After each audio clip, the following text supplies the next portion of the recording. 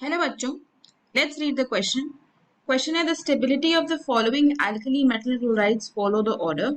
Options है LiCl, KCl, NaCl, CSCl, CSCl, KCl, NaCl, LiCl, NaCl, KCl, LiCl, CSCl, KCl, CSCl, NaCl, LiCl। तो ये चार options आपको यहाँ पे दिए हुए हैं।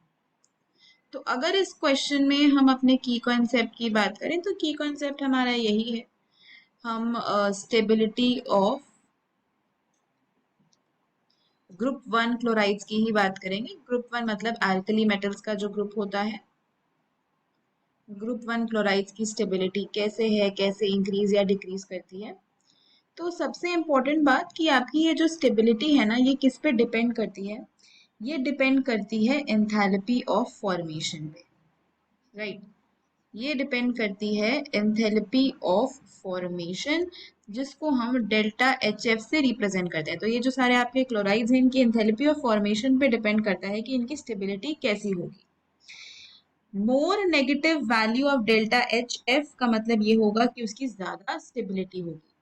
अगर डेल्टा HF मोर नेगेटिव है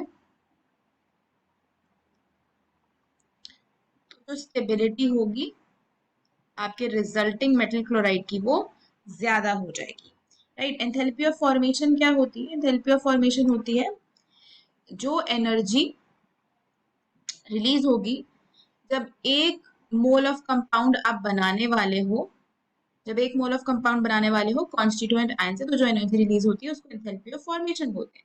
जितनी ज्यादा नेगेटिव वैल्यू, क्योंकि एनर्जी रिलीज होती है इसलिए नेगेटिव में वैल्यू होती है इसकी, और जितनी ज्यादा नेगेटिव वैल्यू होती है उतनी ही ज्यादा स्टेबिलिटी होती है। तो अगर हम यहाँ पे सारे क्लोराइड्स की एंथैल्पी ऑफ फॉर्मेशन की वैल्यू देखें तो LiCl के लिए जो वैल्यू आती है हमारे पास, that is -408.8 kilo joule per mole. मतलब एक मोल LiCl बनाने के लिए इतनी एनर्जी रिलीज होती है। ऐसे ही डेल्टा HF NaCl की बात करें तो इसकी वैल्यू होती है -412.5 किलो जूल पर मोल। CSCl सीजियम क्लोराइड, इसकी बात करें तो इसकी होती है -433 किलो जूल पर मोल।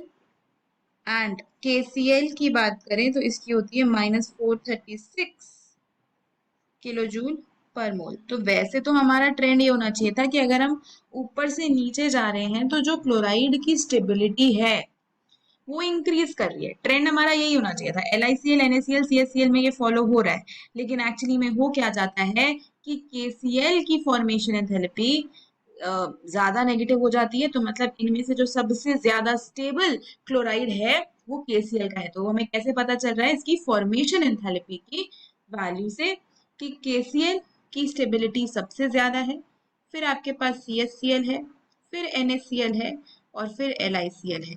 तो LiCl is the least stable, KCl is the most stable chloride of group 1 या alkali metals। तो ये जो ऑर्डर आपको दिया हुआ है, ये दिया हुआ है ऑप्शन नंबर डी में। तो यही हमारा इस क्वेश्चन का फाइनल आंसर भी रहेगा, which is option D. Hope you understood it well. Best of luck.